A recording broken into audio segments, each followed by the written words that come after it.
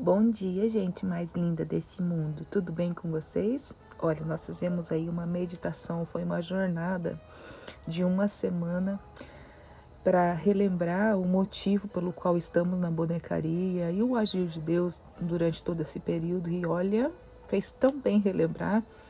E tem alguns pontos específicos, né? A gente sempre gosta de bater em algumas teclas que são as coisas que mais comentam conosco, tanto nossas alunas como amigas, pessoas que se interessam.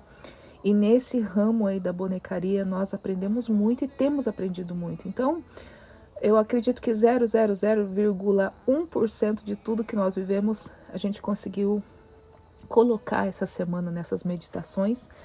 E para encerrar esses dias, depois a gente pode pensar em outras formas de conversarmos mais. Uma delas foi as lives, né? Que ontem nós comentamos que gostaríamos também de saber das experiências de vocês. Hoje, em especial, para encerrar esse ciclo maravilhoso, eu relembro aqui uma história maravilhosa de 2 Reis 4, onde uma mulher desesperada, ela chega para o profeta Eliseu e diz: Eliseu, eu sou viúva. E na época dela, as viúvas não tinham muito recurso, não tinha nenhum plano de previdência, não tinha nada. E elas tinham dois recursos: ou pedir esmola ou se prostituir. E também tinha, na realidade, uma terceira opção: se casar com um parente do esposo, né, do falecido. Então as opções elas eram limitadíssimas e ela estava desesperada porque, além disso, o esposo havia morrido e estava ali vivendo tranquilo, tinha ali os seus compromissos e tinha deixado dívida. E para pagar essa dívida, os credores queriam levar os seus 2 filhos como escravos para pagamento dessa dívida. Então olha o contexto dessa mulher. O Eliseu então pergunta para ela: mulher, o que é que você tem em casa? E ela, rapidamente pensando assim, imagina, ela estava numa condição terrível, ela devia não ter nada mesmo. A primeira coisa ela diz: eu não tenho nada. Só que daí ela para pensar: bom, eu tenho sim uma vasilha com óleo, com azeite, perdão. Para a pessoa lembrar que ela tem um pouquinho de azeite, é porque ela está numa condição terrível mesmo, né? E como é que ela foi lembrar desse azeitezinho?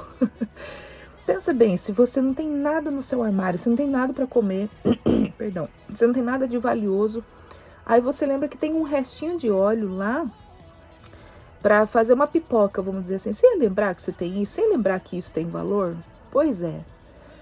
O profeta avisou para ela, então, aqui, é uma das partes que eu mais gosto, no verso 3, ele falou assim: então eu tenho um plano dado por Deus, né? Vai, pede para os seus vizinhos vasilhas vazias e não poucas. Quando ele dá esse recado para não pegar poucas, já dá para entender que o milagre vai ser grande, né? Aí eu acho muito lindo isso. Ela foi e pediu as vasilhas, e para quem acredita em milagre, né? Eu acredito, sem dúvida alguma.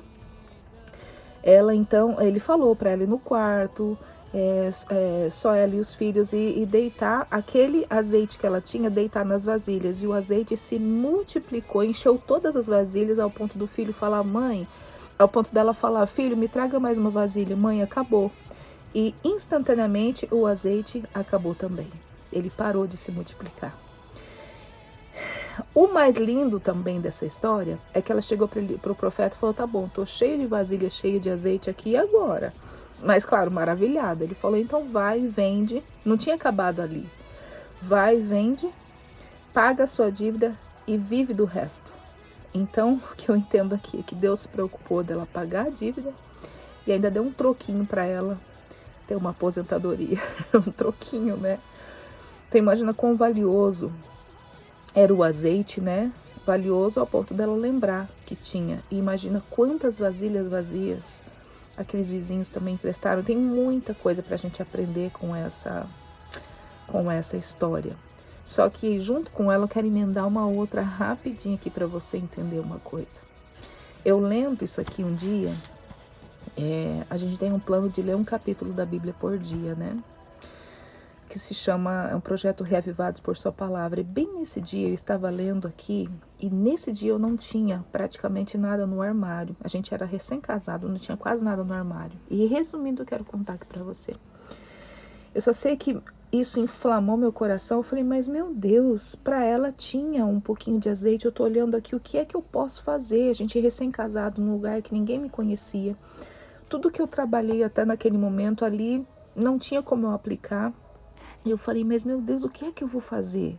Me ajoelhei, orei, chorando mesmo. E lembrei que lá no canto da casa tinha uma máquina de costura que a minha mãe havia me mandado já fazia uns 3 meses, que estava ali dentro de uma caixa. E o recado da minha mãe foi o seguinte, ela mandou através do meu irmão: a máquina está estragada, mas o conserto é rapidinho, porque ao invés de colocar o óleo para lubrificar, eu me enganei com a embalagem, me venderam errado e eu coloquei silicone, então ela está travada, ela precisa fazer um banho nessa máquina, mas tem que ser profissional. Eu não tinha dinheiro nem para conserto. Só que quando você acredita, quando você quer, Deus abre as portas, mas tem que querer. Igual essa mulher, ela queria livrar os filhos da escravidão. E quando você se vê numa situação dessa, não pode desanimar e cruzar os braços.